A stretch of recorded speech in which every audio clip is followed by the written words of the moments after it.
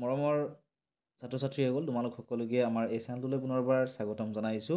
আজি মই তোমালোকৰ বাবে জিজ্ঞাছ টেলেণ্ট চাৰ্চ এক্সামৰ এখন কুৱেশ্যন পেপাৰ লৈ আহিছোঁ। এই কুৱেশ্যন পেপাৰখন সকলো ছাত্ৰ ছাত্ৰীৰ বাবে বহুত বেছি ইম্পৰ্টেণ্ট হয়। তোমালোকৰ এনেকুৱা ধৰণৰ কুৱেশ্যনে পৰীক্ষাত আহিব। ঠিক আছে, প্ৰথমতে চোৱা, স্কলাষ্টিক এপ্টিটিউড টেষ্ট অৰ্থাৎ শৈক্ষিক প্ৰৱণতা অভীক্ষা।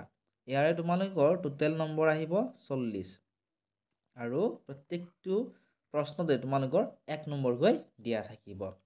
প্ৰথমতে ইয়াত চোৱা, বিজ্ঞানৰ কেইটামান কুৱেশ্যন দিয়া আছে।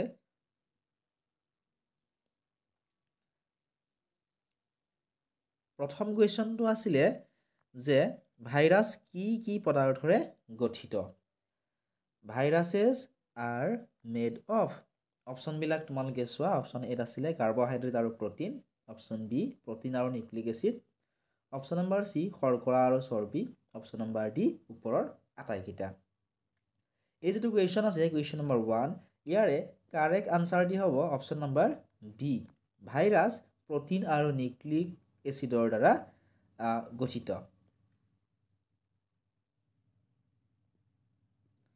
নেক্সট আমি চাওঁ আহা 2 নম্বৰ প্ৰশ্নটো। প্ৰশ্নটো আছিলে তলৰ কোনবিধ উদ্ভিদে শিপাত খাদ্যবস্তু জমা কৰি ৰাখে? Which of the following plants stores food in roots? অপশ্যনবিলাক আছিলে গাজৰ, আলু, পিঁয়াজ আৰু আদা। ইয়াৰ আমাক কি সুধিছে যে কোনবিধ উদ্ভিদে শিপাত খাদ্যবস্তু জমা কৰি ৰাখে? কুৱেশ্যন নম্বৰ 2ৰ কাৰেক্ট আনচাৰটি হৈছে অপশ্যন নম্বৰ এ, গাজৰ।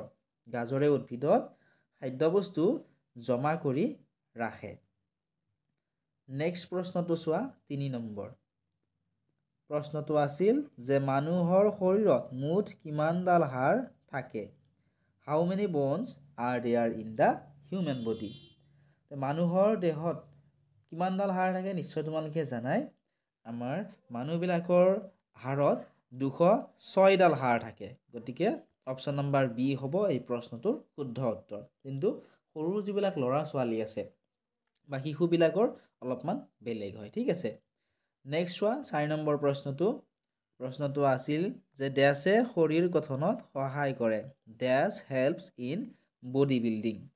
অপশ্যনবিলাক আছিলে কাৰ্বহাইড্ৰেট, প্ৰটিন, ভিটামিন আৰু খনিজ পদাৰ্থ। কুৱেশ্যন নম্বৰ 4ৰ কাৰেক্ট আনচাৰটো তোমালোকে কোৱাচোন কি হ'ব? কুৱেশ্যন নম্বৰ 4ৰ কাৰেক্ট আনচাৰ হ'ব অপশ্যন নম্বৰ বি, প্ৰটিন। প্ৰটিনে কি কৰে? আমাৰ শৰীৰটো গঠন হোৱাত সহায় কৰে। সেইকাৰণে জিমত যোৱা ল'ৰাবিলাক কি কৰে? প্ৰটিন চেক খায় বা প্ৰটিন থকা বস্তুবোৰ খায়, কাৰণ প্ৰটিনে আমাৰ দেহটো গঠনত সহায় কৰে। 5 নম্বৰ প্ৰশ্ন চোৱা, তলৰ কোনবিধ মানুহৰ ইন্দ্ৰিয় নহয়? Which of the following is not a human sense organ? Option আছিলে ছাল, জিভা, নাক আৰু স্নায়ু। সুধিছে কি যে কোনবিধ মানুহৰ ইন্দ্ৰিয় নহয়? কুৱেশ্যন নম্বৰ 5ৰ কাৰেক্ট যিটো আনচাৰ সেয়া হ'ব অপশ্যন নম্বৰ ডিত থকাটো, স্নায়ু। স্নায়ু মানুহৰ ইন্দ্ৰিয় নহয়। নেক্সট চোৱা, 6 নম্বৰ প্ৰশ্ন। প্ৰশ্নটো আছিলে যে তলৰ কোনবিধ দাঁতৰ ৰোগ? Which of the following is dental disease? অপশ্যনবিলাক আছিলে গৰল, স্কাৰ্ভি, কেৰিজ আৰু ৰিকেট। কুৱেশ্যনটোত আমাক কি সুধিছে চোৱাচোন, তলৰ কোনবিধ দাঁতৰ ৰোগ সুধিছে। গতিকে কুৱেশ্যনটোৰ কাৰেক্ট এনচাৰ হ'ব option number C, carries. Carries হৈছে এবিধ দাঁতৰ ৰোগ। নেক্সট চোৱা, 7 নম্বৰ প্ৰশ্ন। বায়ুত আটাইতকৈ বেছি পৰিমাণে থকা গেছবিধৰ নাম কি? The most abundant gas in the air is?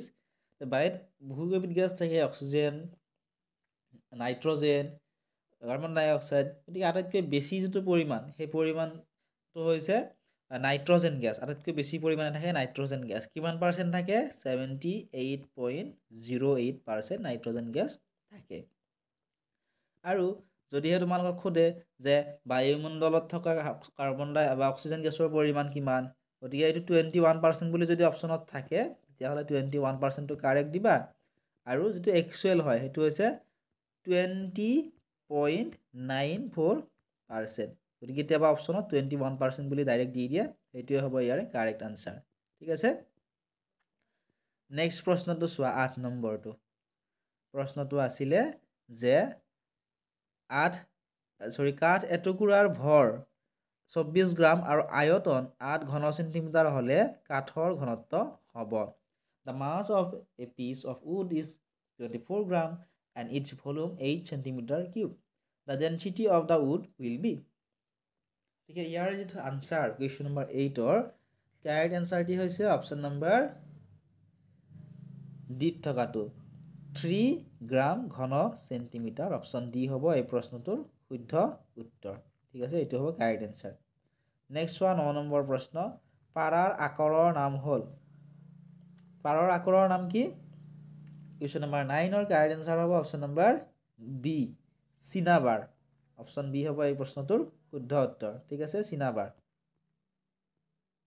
Next প্ৰশ্নটো চোৱা, 10 নম্বৰ প্ৰশ্নটো আছিল যে তলৰ কোনবিধ স্বচ্ছ পদাৰ্থ? Which one of the following is a transparent object?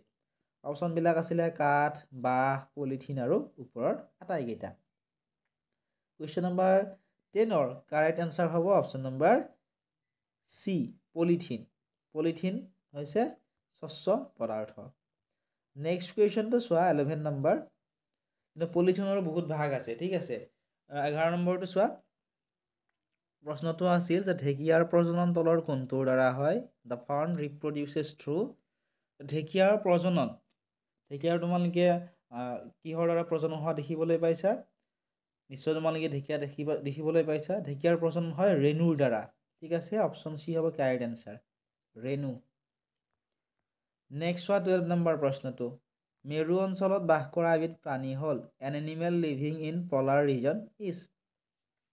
গৰু মেৰু অঞ্চলত নাথাকে, ভেড়া মেৰু অঞ্চলত নাথাকে, চিল, হৰিণো মেৰু অঞ্চলত নাথাকে, কিন্তু চিল মেৰু অঞ্চলত থকা প্ৰাণী। গতিকে অপশ্যন চি হ'ব এই প্ৰশ্নটোৰ শুদ্ধ উত্তৰ। নেক্সট হোৱা 13 নম্বৰ প্ৰশ্নটো, প্ৰশ্নটো আছিল যে আলম্ব বিন্দু হ'ল। অপশ্যনবিলাক আছিলে, প্ৰথম অপশ্যনটো যিটো বিন্দুত কেন্দ্ৰ কৰি লিভাৰডাল ঘূৰে। অপশ্যন নম্বৰ বি, যিটো বিন্দুত ভাৰ বা বাধা থাকে।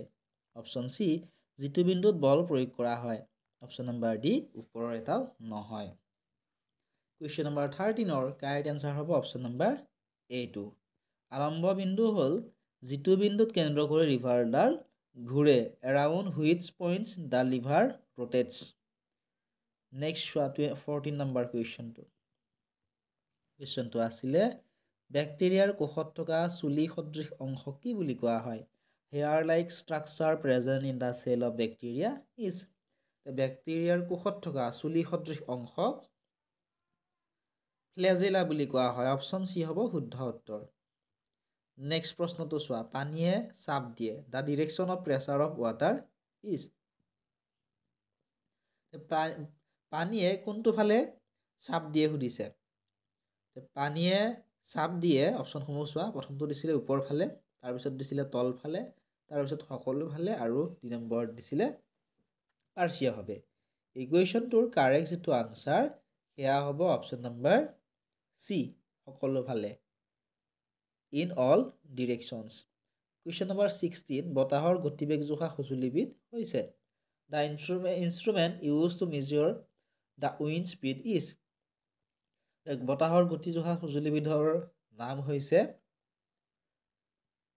বায়ু নিচান, এয়াৰ ফ্লেগ। অপশ্যন বি হ'ব কুৱেশ্যন নম্বৰ 16-ৰ কাৰেক্ট আনসাৰ।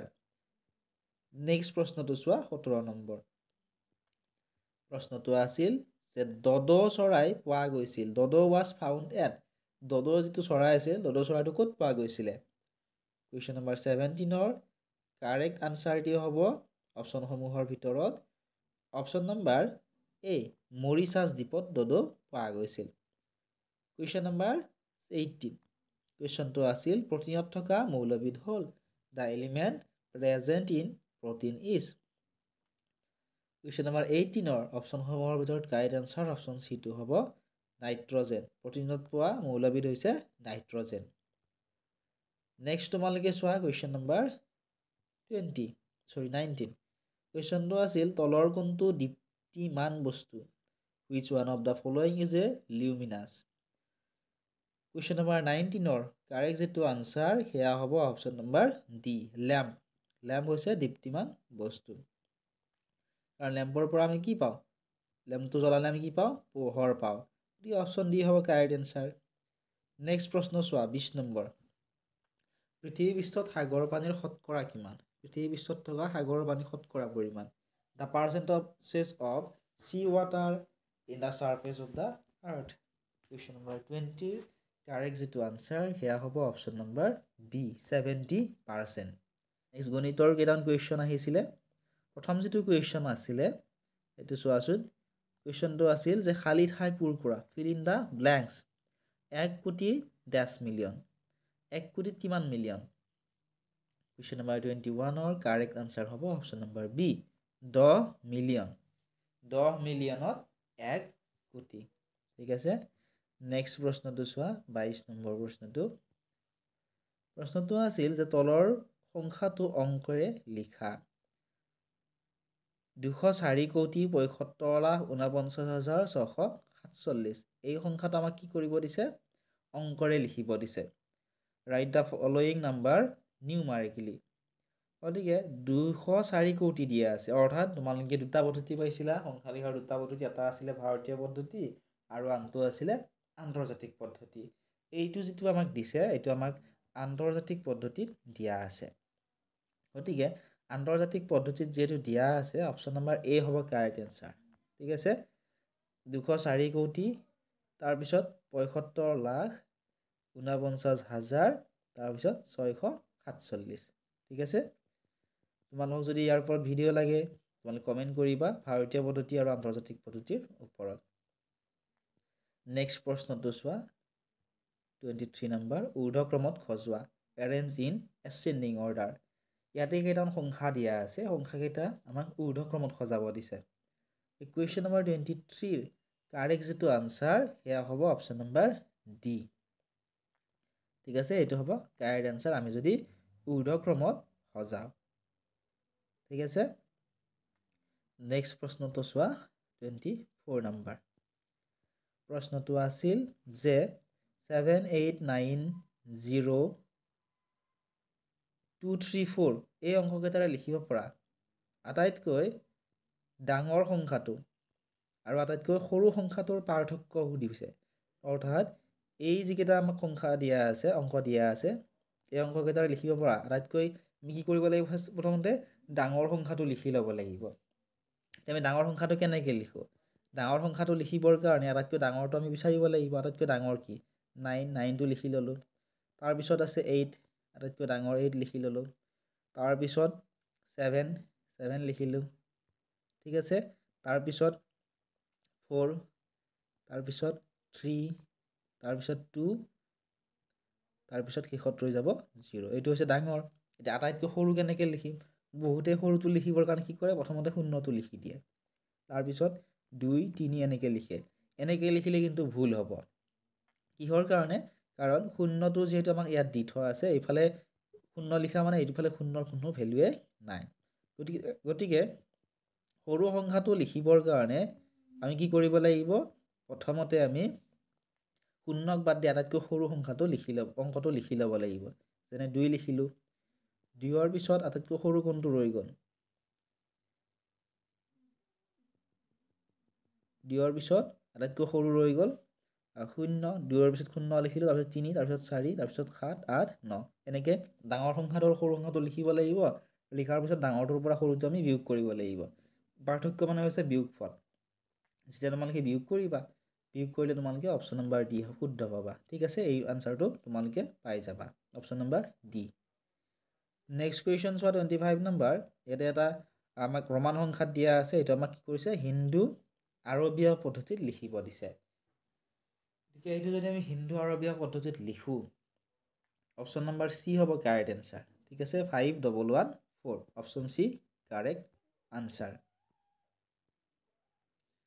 নেক্সট তোমালোকে এইকেইটা মেথমেটিক্সৰ অংক তোমালোকে চাই যোৱা কেনেকুৱা ধৰণৰ কুৱেশ্যন আহিছিলে আৰু যদি উত্তৰখিনি তোমালোকক কৰি দিব লাগে তোমালোকে কমেণ্ট কৰিবা তোমালোকৰ যদি বহুকেইজনে কমেণ্ট কৰা মই চেষ্টা কৰিম তোমালোকক উত্তৰখিনি কৰি বুজাই দিবলৈ ইয়াত এনেকুৱা ধৰণৰ উত্তৰখিনি কৰি বুজাই দিয়াত অলপমান অসুবিধা হয় ঠিক আছে তোমালোকে এনেকুৱা ধৰণে নিজে চেষ্টা কৰিবা নোৱাৰিলে কমেণ্ট কৰিবা নেক্সট চোৱা group B mental ability test mental ability test অৰ্থাৎ মানসিক সামৰ্থ্য পৰীক্ষা ইয়াতে 30 নম্বৰ আহিব প্ৰত্যেকটো প্ৰশ্নৰ বাবে 1 নম্বৰকৈ দিয়া আছে ঠিক আছে ইয়াতে তোমালোকৰ যিকেইটা মানসিক সামৰ্থ্য পৰীক্ষাৰ কুৱেশ্যন দিয়ে ইয়াতে যিখিনি ডিৰেকশ্যন অৰ্থাৎ নিৰ্দেশনা দিয়া থাকে এইখিনি তোমালোকে প্ৰথমতে পঢ়ি ল'বা পঢ়াৰ পিছতে ইয়াৰে আনসাৰখিনি কৰিবলৈ চেষ্টা কৰিবা তোমালোকে এনেকুৱা ধৰণে চাই লোৱা আৰু নিজে তোমালোকে চেষ্টা কৰা ঠিক আছে ইয়াৰ পিছত কেইটামান আন কুৱেশ্যন দিয়া আছে সেইকেইটাৰ আনসাৰ মই তোমালোকক কৰি দিবলৈ চেষ্টা কৰিছোঁ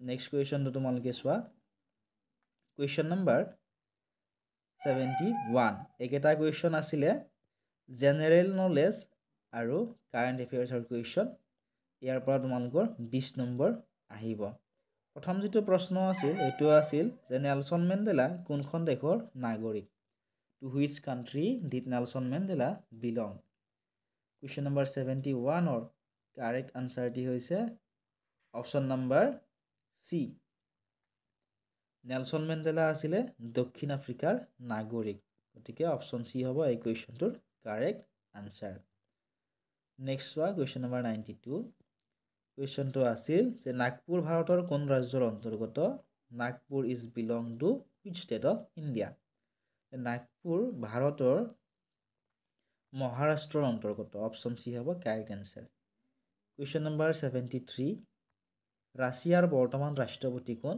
who is the present president of Russia ৰাছিয়াৰ বৰ্তমান ৰাষ্ট্ৰপতি হৈছে ভ্লাদিমিৰ পুটিন অপচন বি হ'ব কাৰেক্ট আনসাৰ নেক্সট হয় কুৱেশ্যন নম্বৰ 74 কুৱেশ্যনটো আছিল যে আমাৰ শৰীৰত তেজ শোধন কৰা অংগটোৰ নাম which organ of our body purifies blood question number 74 or correct যেটো আনসার এয়া হ'ব অপশন নম্বৰ বি বৃক্ক আমাৰ শৰীৰৰ তেজ শোধন কৰা অংগটোৰ নাম হৈছে বৃক্ক নেক্সট কুৱেশ্যন চোৱা 75 নম্বৰ কুৱেশ্যনটো আছিল যে সূৰ্যোদয়ৰ দেশ কোনখন বুলি কোনখন দেশক কোৱা হয় which country is known as the land of the rising sun সূৰ্যোদয়ৰ দেশ বুলি জাপানক কোৱা হয় অপচন সি হ'ব শুদ্ধ উত্তৰ নেক্সট হয় কুৱেশ্যন নম্বৰ 77 কুৱেশ্যনটো আছিল যে বৰ্তমান G20 দেশবোৰৰ অধ্যক্ষ কোন বৰ্তমান G20 দেশবোৰৰ অধ্যক্ষ হৈছে ব্ৰাজিল অপচন বি হ'ব correct answer question number 77 Himant Gandhi নামেৰে কাক জনা যায় who is known as frontier Gandhi Himant Gandhi নামেৰে জনা যায় খান আব্দুল গফুৰ খানক অপচন সি হ'ব এই কুৱেশ্যনটোৰ কাৰেক্ট আনসাৰ আশা কৰিছোঁ তোমালোকে বুজি পাইছা যদি বুজি পাইছা তোমালোকৰ বন্ধু বান্ধৱীসকলৰ লগত ভিডিঅ'টো শ্বেয়াৰ কৰি দিবা যাতে তেওঁলোকৰো লাভ হয় বা তেওঁলোকো উপকৃত হয় নেক্সট ওয়া 78 নম্বৰ কুৱেশ্যনটো বৰ্তমান ভাৰতৰ উচ্চতম ন্যায়ালয়ৰ মুখ্য ন্যায়াধীশ কোন who is the present chief justice of the supreme court of India বৰ্তমান ভাৰতৰ উচ্চতম ন্যায়ালয়ৰ মুখ্য ন্যায়াধীশ হৈছে DY চন্দ্ৰচূড় অপচন বি হ'ব কাৰেক্ট আনসাৰ নেক্সট কুৱেশ্যনটো চোৱা কুৱেশ্যন নম্বৰ 79 কোনে ভাৰতৰ ৰাষ্ট্ৰপতিক শপত বাক্য পাঠ কৰায় who administers the oath of office of the president of India ভাৰতৰ ৰাষ্ট্ৰপতিক শপত বাক্য পাঠ কৰায় ভাৰতৰ মুখ্য ন্যায়াধীশে অপচন সি হ'ব শুদ্ধ উত্তৰ নেক্সট হয় কুৱেশ্যন নম্বৰ 80 ভিটামিন সি কোৱা হয় vitamin C is also called vitamin C ascorbic acid বুলি কোৱা হয় গতিকে অপচন ডি হ'ব এই প্ৰশ্নটোৰ শুদ্ধ উত্তৰ নেক্সট হয় 81 নম্বৰ কুৱেশ্যন বৰ্তমান ভাৰতৰ প্ৰতিৰক্ষা মন্ত্ৰী হৈছে বৰ্তমান ভাৰতৰ the present defence minister of India বৰ্তমান ভাৰতৰ প্ৰতিৰক্ষা মন্ত্ৰী হৈছে ৰাজনাথ সিং অপচন বি হ'ব শুদ্ধ উত্তৰ কুৱেশ্যন নম্বৰ 82 ফিফা বিশ্বকাপ অনুষ্ঠিত কাটাৰৰ ৰাজধানী কি What is the capital city of Qatar where FIFA World Cup was held? FIFA World Cup ক'ত হৈছিলে কাটাৰত হৈছিল গতিকে কাটাৰৰ আমাক ৰাজধানী কি সুধিছে কুৱেশ্যন নম্বৰ 82 ৰ কাৰেক্ট আনসাৰ অপচন সি টো হ'ব দোহা নেক্সট হয় কুৱেশ্যন নম্বৰ 83 কুৱেশ্যনটো আছিল যে বিৰজু মহাৰাজ কোনবিধ নৃত্যৰ লগত জড়িত অপশ্যনসমূহ তোমালোকে নিজেই চাই লোৱা ইয়াৰে কাৰেক্ট যিটো আনচাৰ সেয়া হ'ব অপশ্যন নম্বৰ বি কথক নৃত্যৰ লগত জড়িত কুৱেশ্যন নম্বৰ 84 লালা ৰাজপত ৰায়ে ৰচনা কৰা গ্ৰন্থখন হ'ল the book written by Lala Lajpat Rai is Lala Lajpat ৰায়ে ৰচনা কৰা গ্ৰন্থখনৰ নাম হৈছে আনহেপি ইণ্ডিয়া অপশ্যন চি হ'ব কাৰেক্ট এনচাৰ কুৱেশ্যন নম্বৰ 85 কুৱেশ্যনটো চোৱা কুৱেশ্যনটো আছিল যে শেহতীয়া এছিয়ান গেমছত বিজয়ী অসমীয়া খেলুৱৈ উমা চেত্ৰী কি খেলৰ লগত জড়িত medal winner in the latest Asian games Assamese player Uma Chetri is associated to which following events Uma চেত্ৰীৰ নাম তোমালোকে নিশ্চয় শুনিবলৈ পাইছা উমা চেত্ৰী কোনটো খেলৰ লগত জড়িত সুধিছে উমা চেত্ৰী হৈছে ক্ৰিকেট খেলৰ লগত জড়িত অপশ্যন চি হ'ব শুদ্ধ উত্তৰ নেক্সট চোৱা 86 নম্বৰ প্ৰশ্ন জীৱিত কোষৰ অধ্যয়নক বোলা হয় the study of living cells is called জীৱিত কোষৰ অধ্যয়নক কি বুলি কোৱা হয় সোধা হৈছে প্ৰশ্নটোত কুৱেশ্যন নম্বৰ 86ৰ কাৰেক্ট আনচাৰ অপশ্যন বিটো হ'ব চাইটলজি বুলি কোৱা হয় option B correct answer question number 87 mayor পদবীটো জড়িত the post mayor is associated with mayor পদবীটো জড়িত কিহৰ লগত মেয়ৰ পদবীটো পৌৰ নিগমৰ লগত জড়িত অপশ্যন বি হ'ব শুদ্ধ উত্তৰ কুৱেশ্যন নম্বৰ 88 আন্তৰ্জাতিক মাতৃভাষা দিৱস কোন তাৰিখে পালন কৰা হয় in which day the international mother language day is celebrated আন্তৰ্জাতিক মাতৃভাষা দিৱস পালন কৰা হয় 21 ফেব্ৰুৱাৰী তাৰিখে অপশ্যন বি কাৰেক্ট এনচাৰ বৰ্তমান নীতি আয়োগৰ অধ্যক্ষ কোন who is the present chairman of নীতি আয়োগ বৰ্তমান নীতি আয়োগৰ অধ্যক্ষ হৈছে ভাৰতৰ প্ৰধানমন্ত্ৰী অৰ্থাৎ নৰেন্দ্ৰ মোদী কুৱেশ্যন নম্বৰ 90 WWEৰ সম্পূৰ্ণ ৰূপটো হ'ল the full form of WWW is WWWৰ ফুল ফৰ্ম যিটো হয় সেয়া হৈছে world wide web option C correct answer next চোৱা গ্ৰুপ ডি ইংৰাজীৰ তোমালোকৰ শেষত 10 নম্বৰ দিয়া থাকে ঠিক আছে ইংলিছ গ্ৰামাৰৰ ইয়াতেও প্ৰত্যেকটো প্ৰশ্নৰ বাবে 1 নম্বৰকৈ দিয়া থাকে মুঠ 10 নম্বৰ ইয়াতে থাকে ঠিক আছে কুৱেশ্যন নম্বৰ 91 চোৱা কুৱেশ্যনটো আছিল যে which of the noun of the following ইয়াতে কেইটামান ৱাৰ্ড দিয়া আছে ইয়াৰে নাউন কোনটো সুধিছে কুৱেশ্যন নম্বৰ 91ৰ কাৰেক্ট যিটো আনচাৰ সেয়া হ'ব অপশ্যন নম্বৰ বি মিল্ক ইয়াতে মিল্কটো হৈছে নাউন নেক্সট চোৱা question number 92 which is the uncountable noun of the following uncountable noun কি হ'ব চুগাৰ চেনি আমি হিচাপ কৰিব নোৱাৰোঁ 1 কেজি চেনি হ'লে কিমান চেনি আছে হিচাপ কৰাটো অসম্ভৱ কিন্তু টাইগাৰ কেইটা আছে বাঘ কেইটা আছে বা কলম কেইটা আছে চৰাই কেইটা আছে আমি হিচাপ কৰিব পাৰোঁ গতিকে কুৱেশ্যন নম্বৰ 92ৰ চুগাৰে হ'ব correct answer question number 93 which of the adjective of the alternatives given below question number 93ৰ কাৰেক্ট এনচাৰ অপশ্যন বিটো হ'ব তল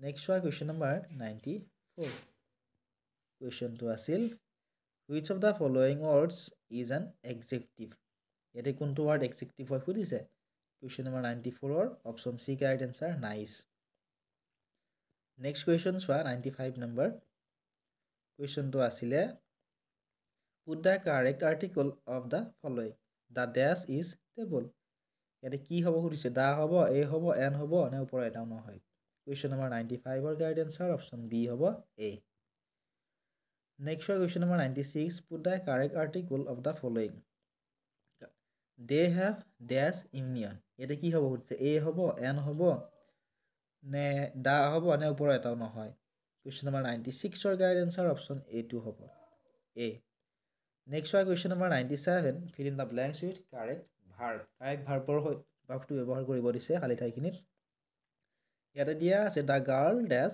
ছিংগিং কুৱেশ্যন নম্বৰ 97ৰ কাৰেক্ট এনচাৰ অপশ্যন ডিটো হ'ব দ্য গাৰ্লছ আৰ ইয়াতে যিহেতু বহুত কেইজনী ছোৱালীৰ কথা কৈছে ইয়াত আৰ হ'ব নেক্সট চোৱা কুৱেশ্যন নম্বৰ 98